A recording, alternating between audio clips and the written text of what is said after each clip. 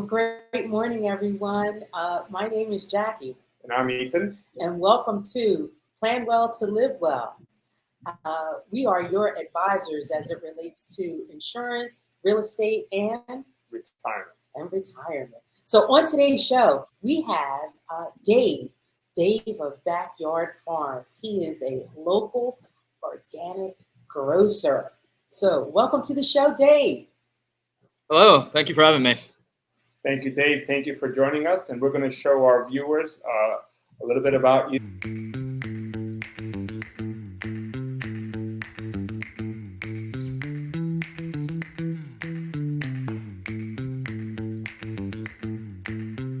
So thank you for joining us, and we definitely appreciate you being part of our show here. And want to tell the viewers a little bit about our connection here. Dave Backyard Farms and our Plan Well to Live Well studios. We are neighbors. We're in the same building, and we have a special connection to the store. So I want to thank you for being a part of it. And we're going to get to understand a little bit about you. Obviously, I know you a little bit personally, but not too much as to how you got into the local and organic space and why you like this area, and basically just about your philosophy about local and organic.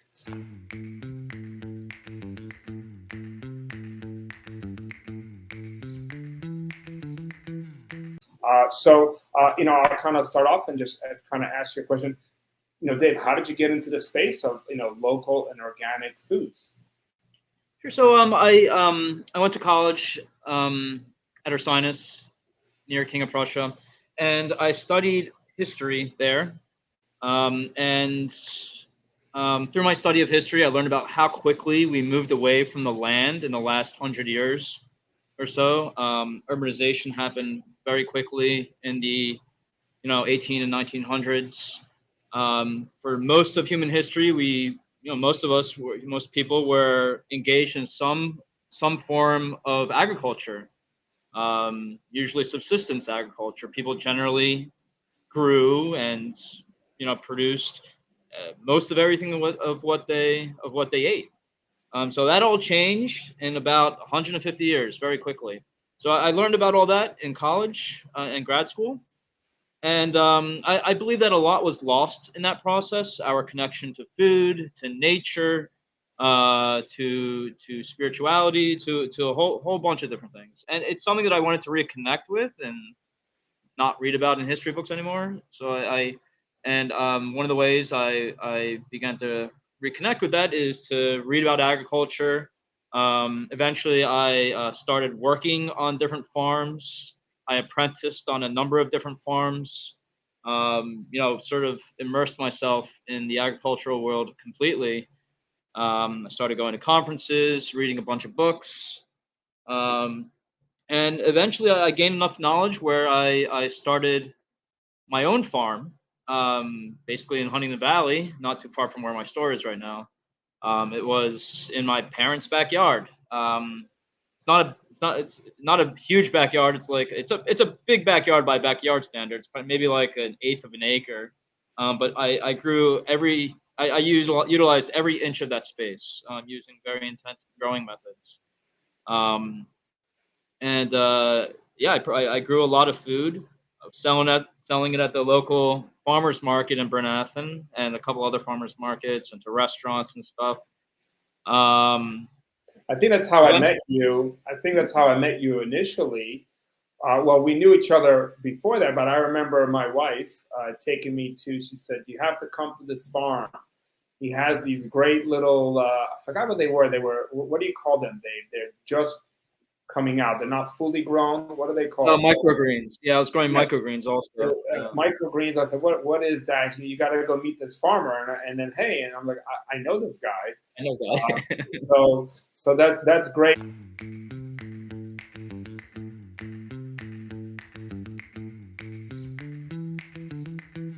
And so how long have you, you said after college, but how long were you growing at your parents' house? Like, when did you actually start your growing and then your business? When did that actually all all start? Well, I started growing. I first started, working on farms in like 2011.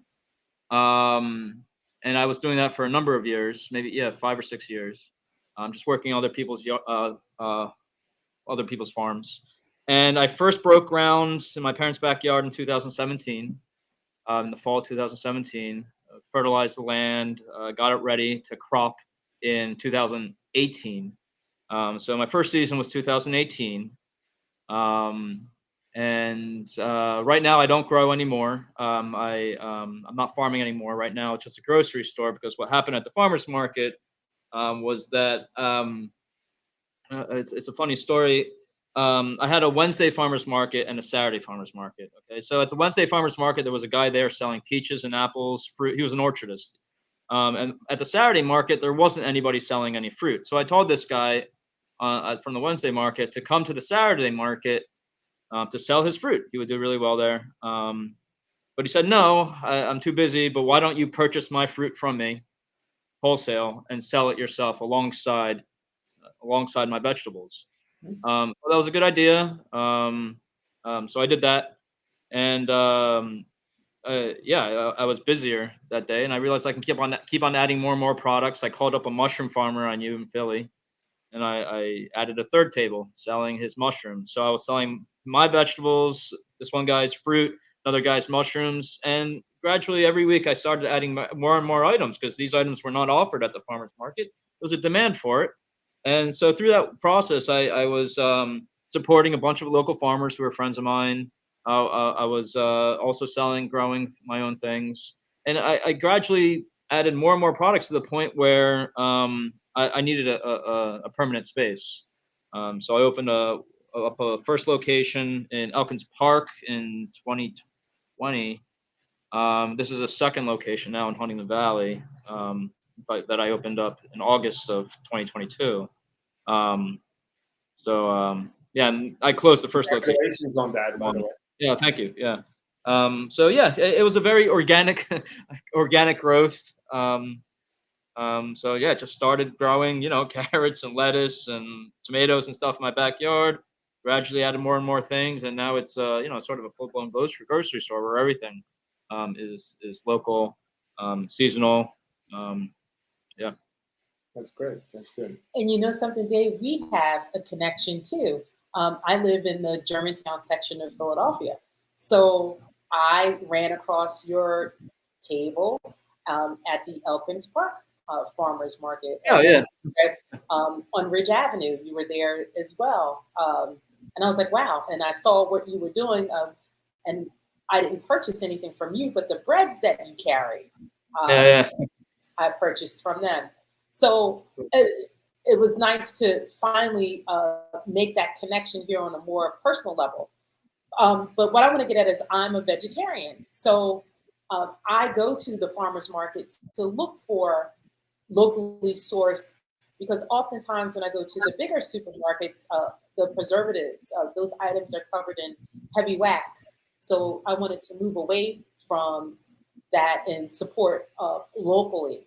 So, if you could, there's some obvious, but maybe some viewers don't understand if they were to get produce from a bigger grocer, and the preservatives that is on those fruits and vegetables, and the benefits of a locally sourced, and how to treat those vegetables.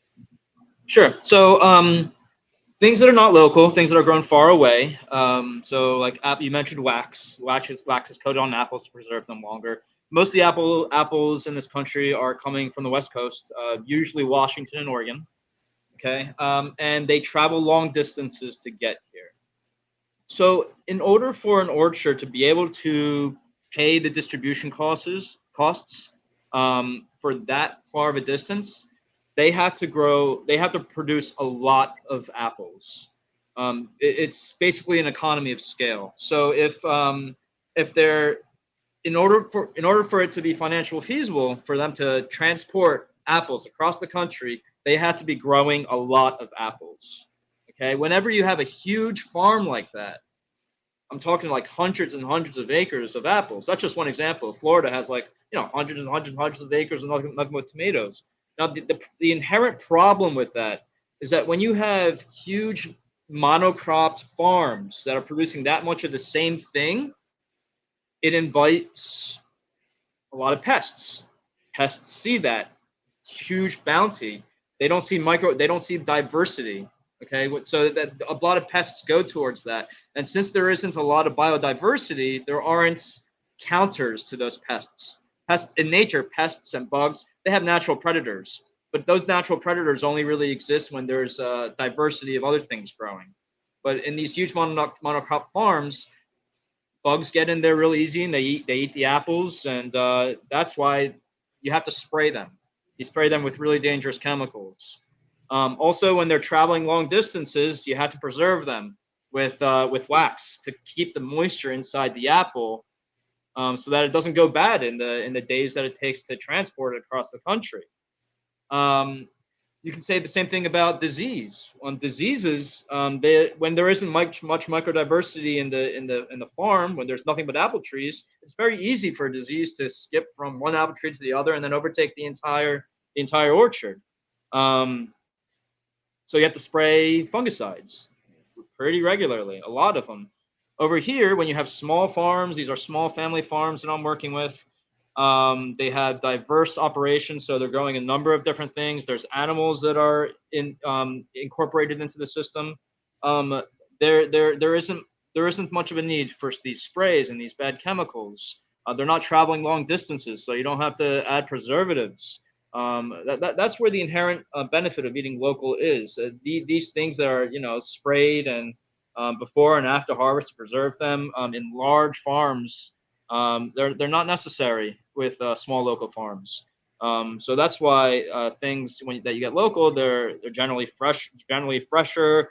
They don't have additives. They're not sprayed with dangerous chemicals on the farm.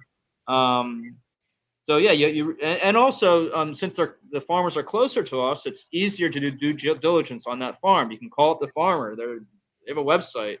Big producers, they don't have a website. They don't have phone numbers that you can easily call. Um, these farmers, you can easily get in touch with them. They'll tell you what their growing methods are exactly. I also visit all of them personally. I check out their methods. I ask them a lot of questions, and I'm a farmer myself, so I know the right questions to ask. I know what to look for. Um, so yeah, with the large grocers like Acme or Whole Foods or whatever, that connection to the farm is absent. You can't really call up the farmer. You can't ask the grocer, "Hey, how's this grown?" They don't know. Um, so that's the difference with eating local. There's a direct connection with the farm and the producers that isn't there in large big box stores. And you have this same connection in outdoor farmers markets that like pop up on a Sunday for 3 hours. My store is basically a combination of all the different farmers markets in the area. So if you go to any farmers market in the area, you're likely to find one of the producers there selling their stuff, and you can talk to them directly. Yeah, that's an interesting explanation. I don't have a question, but I'm going to make a couple of statements, for the viewers. I remember, I think maybe like 2 weeks ago, I walked into your store and I said, "Hey, Dave, how come you're not selling tomatoes?" And do you remember what you said to me? Yeah, well, I think what did I say there? You said, "Well, they're not in season, so I'm not Yeah. I'm not sure where they're coming from, right?" Um, Yeah. Yeah. so that's an interesting point because until I met you, and of course I read, but until I met you, I didn't really understand what that actually means. Local and local and local. But interesting enough, in my profession, I have a client. I'm not going to mention names. He works for a very big commercial, I will say, food producer. Okay. And he's in distributions, and we were talking about bananas, and he was telling me where the bananas come from, and how long it takes for them to get here, and what it is that they have to do so that we can eat them here by the time they come from wherever they're coming from. And I was like, wait a minute, what? So the banana that I'm eating, unless it's organic and local, which I don't know how that. Do we grow bananas in Pennsylvania? No, no, they grow in Florida. Right, and then a lot of them also grown overseas, correct? What's yes. What's a really big continent there that they're grown? I mean, bananas are generally grown in South America, Costa Rica, Middle America, Central America. Here we go. Like So he Costa gave me one of Rica. those. He gave me one of those names, and it wasn't Uh, Florida. All right, and oh yeah, I said, wow. And he gave me some crazy number. By the time it leaves that country and it gets to here, I don't know. I could be completely wrong.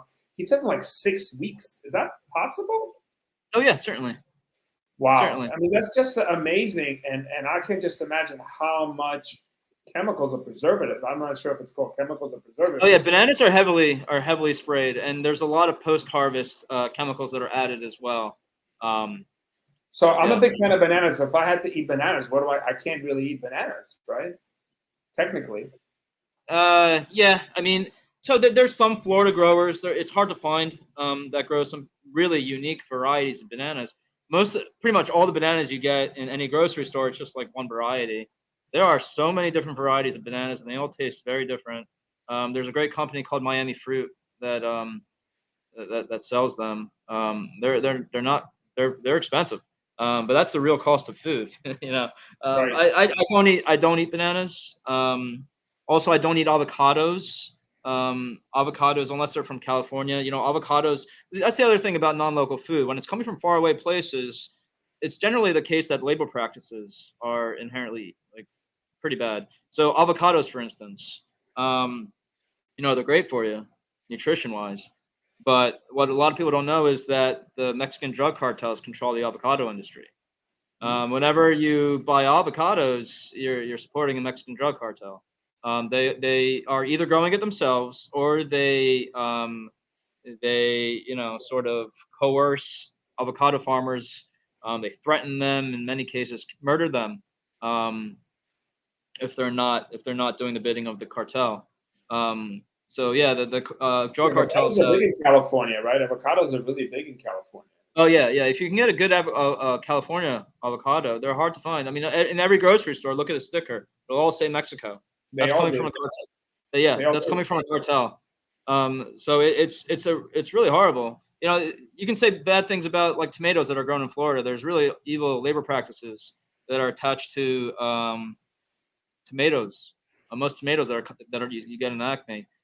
So it's not only the growing methods and the sprays and all that. You know, for instance, a tomato has basically 100 carcinogenic sprays that are sprayed on them if they're coming from like a conventional farm in Florida.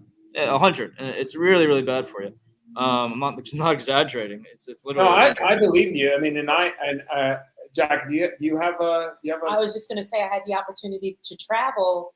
So folks who if they've traveled to the Caribbean or other foreign countries, when you Yeah. sample the fruits from those different countries, you definitely taste the difference. For example, you were talking about bananas. When I was in the Caribbean, the bananas there have seeds in them versus the Oh yeah. bananas that you and I consume here in the States. And I said, wow, and that's in their natural form. So by the time it's GMO, if we wanted to use that, or by the time it's mutated to what I consume on a regular basis, there are no seeds. So I did not know that. I had to ask. Yeah, there's a lot of different varieties of every single vegetable, every single fruit. There's so many different varieties.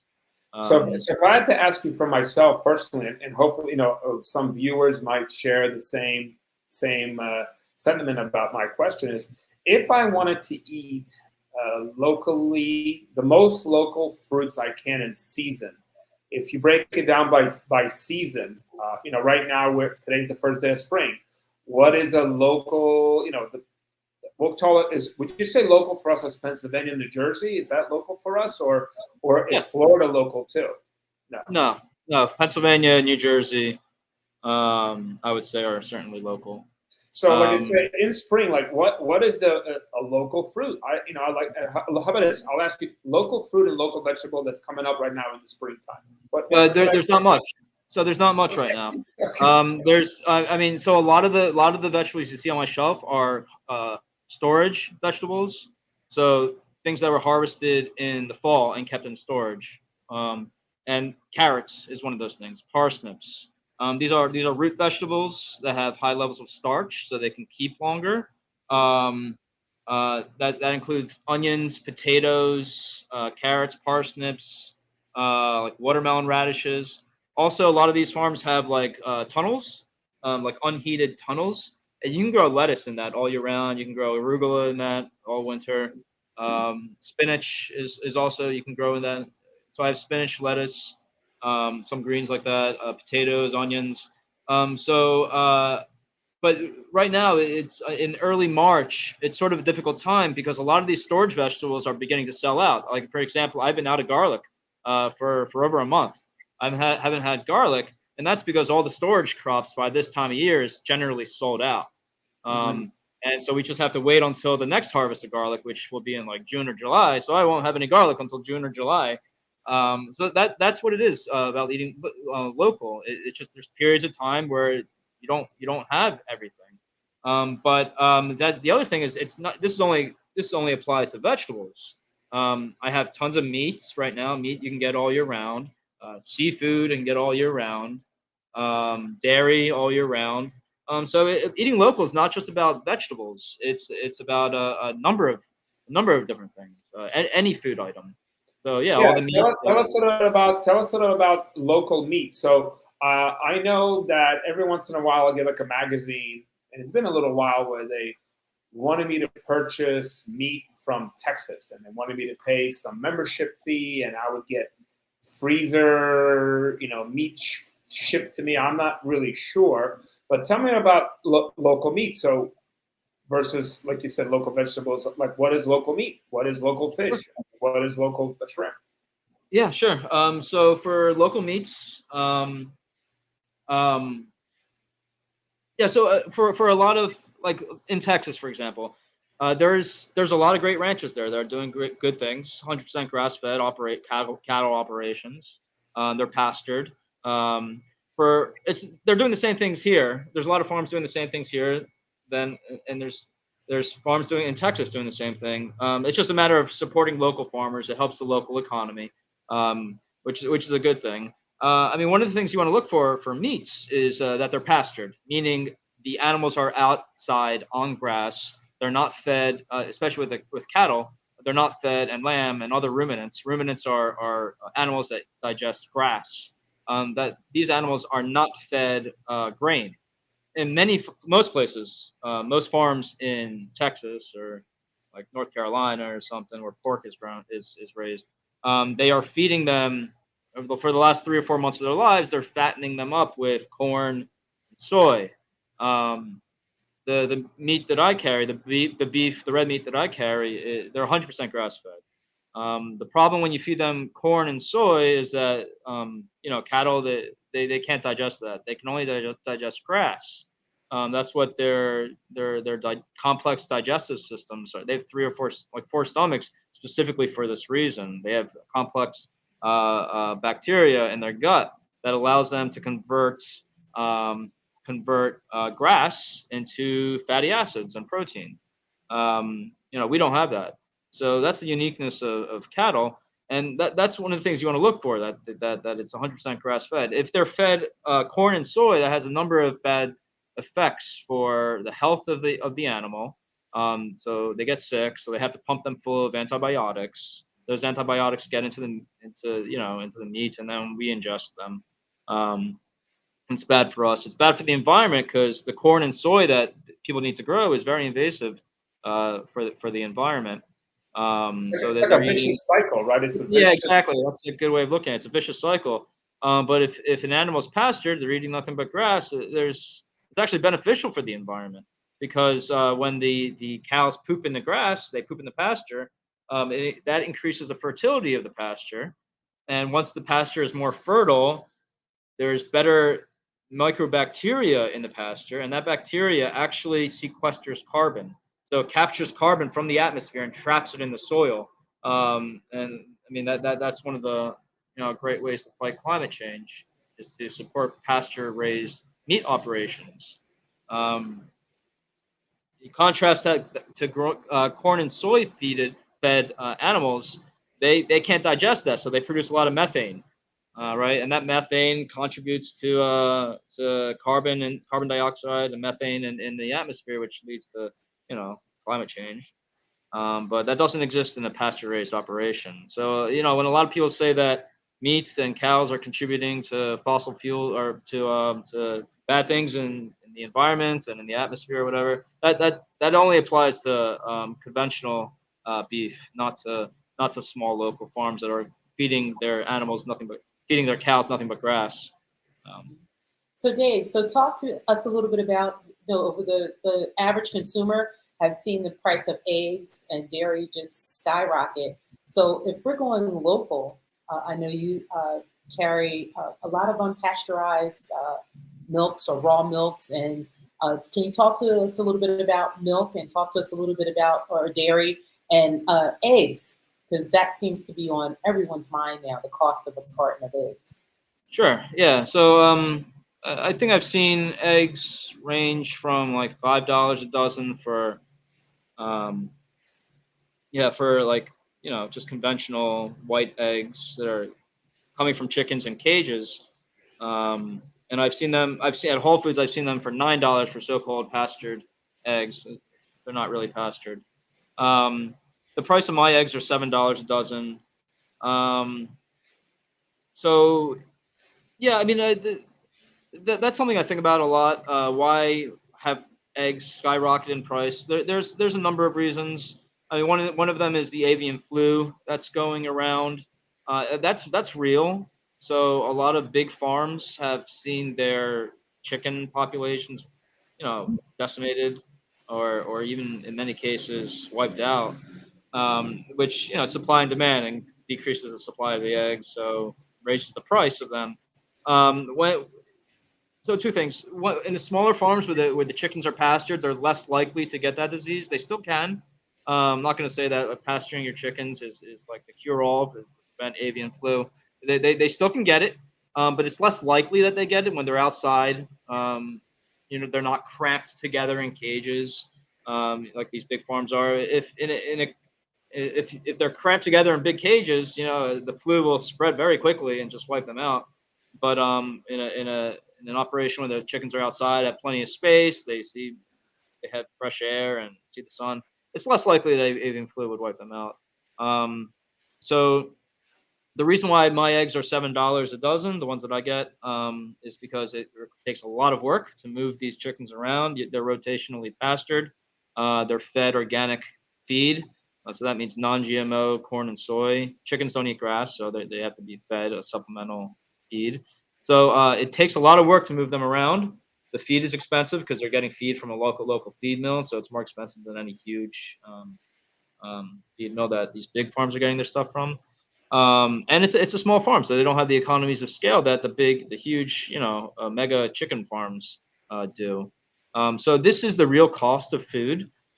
Anything that's cheaper that you find in Acme or Costco or whatever, there's a reason why it's cheaper, and they're artificially low in price due to irresponsible agricultural techniques. So whenever one thinks about price of agriculture, it's a good idea to um, consider how they're being produced. For the most part, conventional food is artificially low priced, and the price of local food is just the real cost of food, and that goes for raw milk as well. The cows are pastured; they're out on pasture, so they're brought in every single day, twice a day, by the farmer to be milked and taken outside again, then brought in again twice a day, very early in the morning. Takes a lot of work. These are small farms with small herds, so the economies of scale aren't there. So it costs $10 a gallon for raw milk. But the quality, the taste, the freshness, the amount of nutrition that's in that is more than worth it. I think. Yeah, it's a lot of information, Dave, and from an educational point, let's see. I mean, if I understand it again for the viewers, so uh, we have to watch out because vegetables and fruits, if they're not local, they potentially have pesticides, right? Potentially, that's my understanding. And if you eat them local and in season and organic, then you have the likelihood of not having all these chemicals like Jackie said, the wax, and I mean, you said spraying all kinds of chemicals on them because of the animals and all the infections. All the animals are eating the fruits and vegetables. So the education is the fruits and vegetables. It's all about how they're grown and the sprays and the pesticides. And for the food, like the meats, it's they're pasteurized, that they're pasture, and that what they're eating is correct. Correct? Am I understanding? So it's like they're not spraying the meats; it's what they're feeding the meats, right? It's what they're pumping them up with antibiotics when they're sick, or what kind of food that they're feeding them, and then that vicious cycle that we said, that they're feeding them the corn. The cows are not supposed to be eating; they're supposed to be eating grass, and then there's that vicious cycle of the insustainability and potentially, disease that can come to us. Am I right about that? Yeah, certainly. If what's good for the animal is what's good for us generally. If the animal is sick, the meat is going to be a low quality, and if we eat enough of that, we ourselves will get sick. So nutrition is very important. It's the hallmark for a long healthy life. And if the food that we are eating is has chemicals and bad things in it, and they're produced in bad ways, that's going to translate to human health in a negative way. So you require all sorts of medical interventions, drugs, and pharmaceutical drugs and all that. A lot of which, not everything, of course, but a lot of which can be avoided by simply eating a cleaner diet that's full of local organic foods. Certainly. I have one more question for you, Dave, and thank you for joining on our show. And we'll be wrapping up soon. One more question is, since I don't have much fruits to eat in the springtime, what are some of the local fruits that I could eat in the summertime? Sure. There's basically in July, June, July. Well, June is strawberries start coming in for June. It's like a 2 or 3 week season. I wish it was longer. If we're lucky, if there isn't much rainfall to wipe them out with disease, we could get a month of strawberries. Shortly after strawberries, blueberries come, and that has a much longer season, 2 to 3 months for blueberries. Peaches come in early August. Plums come in early August. August is a great time. It's a huge bounty of stuff. Cherries come in June. Apricots, if apricots survive early frosts, doesn't look like it'll happen this year. That's an early fruit too. Usually you get them around July. Every month a new thing comes. We're just over the hump of winter, and pretty soon, every week we're gonna have something special. So that's the nature of eating locally. You get excited for one thing after another, and every week is something to look forward to with what's coming. So for us, it's all about the summer, really. We'll say, area, our locality, it's all about the summer. That's where. Yeah, that's when we had the biggest bounty. That's our in season. And how about am I saying correctly? The green farms. What do I see? I mean, can't you grow stuff inside I'm gonna use a greenhouse? Am I saying it correctly? Don't they? Greenhouse? Can they temperature it or something? Don't farms around here? I see greenhouses every time I drive around. What are they growing in there? Are they not growing there? Yeah, you can grow a number of different things in a greenhouse. You can use a greenhouse to grow over the winter. You wouldn't heat it over the winter because the cost of heating your greenhouse. So it's not necessarily icy. So they're not growing any of the seasonal foods in the greenhouse. They might be growing. No, you wouldn't do that unless you have a number of different. Unless you have a huge greenhouse operation and efficient heating to offset the cost of heat, and grow enough to offset the cost of heating. So that usually in the winter time, people are growing, things like lettuce. They don't require so much heat. Like turnips and radishes, they don't require so much. Heat. In the summer, though, tomatoes do better in greenhouses over here. So that in the greenhouse, they're protected from the elements. They're less likely to get disease. The tomatoes really like it being hot and humid. Like in Florida, the reason why tomatoes are grown in Florida because it's an ideal climate for it. They're hot and humid. So inside a greenhouse, it's not, you don't have to heat it in the summer, of course, but it just amplifies the sun. I see. It keeps in moisture, so it's super hot and humid in a greenhouse for tomatoes. So they just perform better. They yield better in greenhouses, and they don't have as much disease problems. I think cucumbers, you can grow cucumbers in greenhouses over the summer.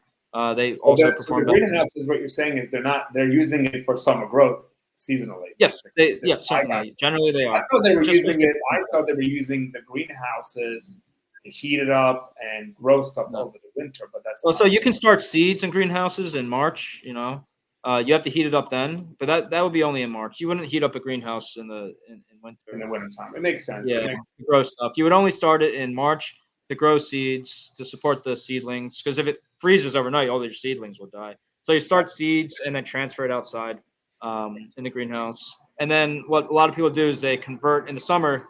You don't have to grow any more seeds, so they'll convert that greenhouse from a seeding station to growing tomatoes or something.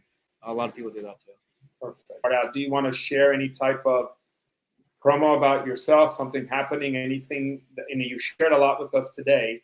So I wanted to know if there's anything else you'd like to share with our viewers. Sure.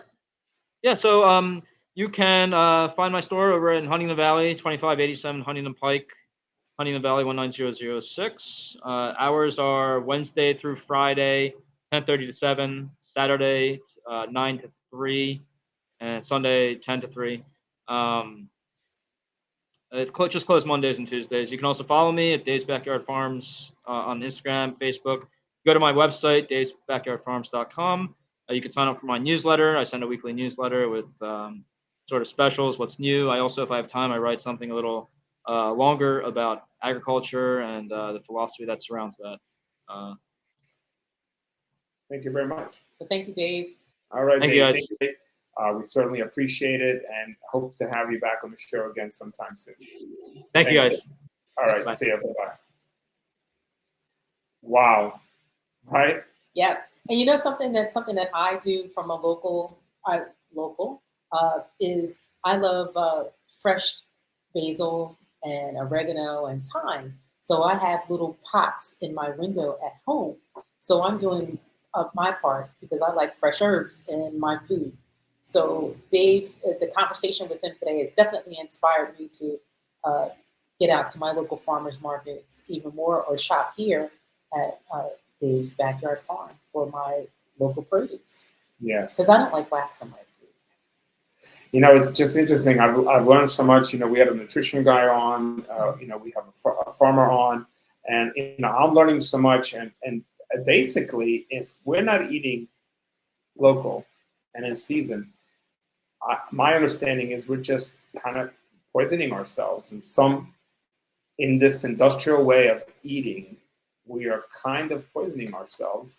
And it's so important to understand where your food is grown, how it's produced, and what we eat is who we are. And if I am totally taken back that I eat bananas, and basically I'm not going to eat bananas until I can figure out. And this is a shame for me because I love them so much, because I have no idea what I'm putting in my body. That's right. So, I want to thank all our viewers for joining us. I want to thank our guest today, Dave, and everybody for joining us. And please go to our YouTube channel and like us and click the candle link to make a free appointment with us, to Jackie, about our important financial topics, insurance, retirement, real estate, and also ask us about any topics that you want us to discuss. We'd be more than happy to do that on our show. Also, if you want to be a featured guest, if you want to be a sponsor or an advertiser, please go to our YouTube channel, Plan Well to Live Well. Click on the candle link and schedule a meeting. And as always, when you plan well, you live well. Thank you again for joining us. Hey. And so next week, we're going to have a special conversation between Jackie and myself about all things real estate. There's been major changes with interest rates and real estate, mortgages, and investors, first-time home buyers. We're going to talk a little bit about what's happening in the state of real estate, and we're just going to talk about real estate in general. If you're interested to know more, please tune in next week. Thank you, everybody. Thank you.